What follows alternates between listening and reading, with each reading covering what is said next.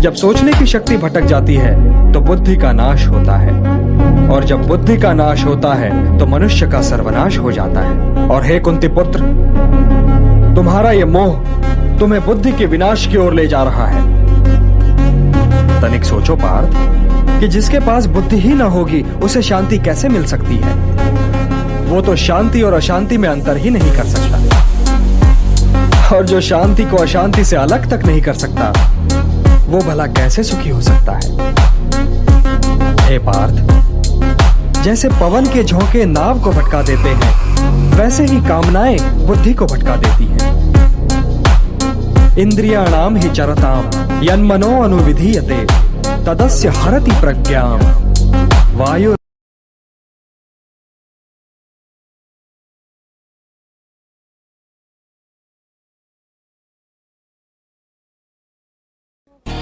तुम्हारा अधिकार तुम्हारे वाण संधान पर है, तुम्हारा अधिकार तुम्हारी दृष्टि पर है, परंतु उस मृग पर तुम्हारा कोई अधिकार नहीं जिसकी ओर तुम बाण चला रहे हो।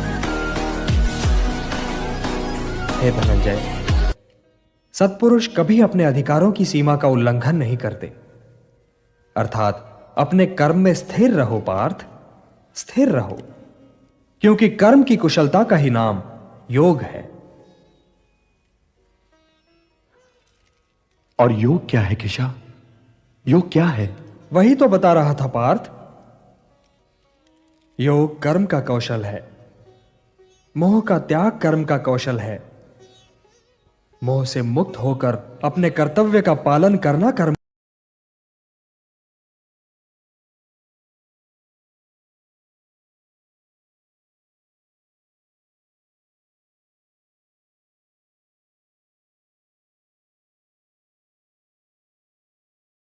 क्योंकि कर्तव्य पालन पाप रहित होता है पार्थ, कर्तव्य पालन पाप रहित होता है।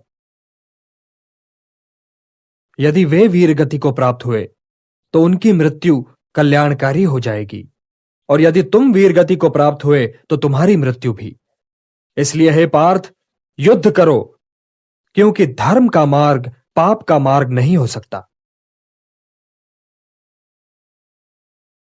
हे पार्थ, ध्याय। जब सोचने की शक्ति भटक जाती है तो बुद्धि का नाश होता है, और जब बुद्धि का नाश होता है तो मनुष्य का सर्वनाश हो जाता है। और हे कुंती पुत्र, तुम्हारा यह मोह तुम्हें बुद्धि के विनाश की ओर ले जा रहा है। तनिक सोचो पार्थ कि जिसके पास बुद्धि ही ना होगी उसे शांति कैसे मिल सकती है। वो तो शांति और अशांति में अंतर ही नहीं कर सकता, और जो शांति को अशांति से अलग तक नहीं कर सकता वो भला कैसे सुखी हो सकता है।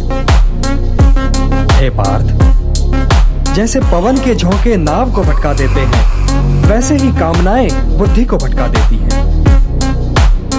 इंद्रियाणाम हि चरताम यन्मनो अनुविधीयते तदस्य हरति प्रज्ञाम वायु।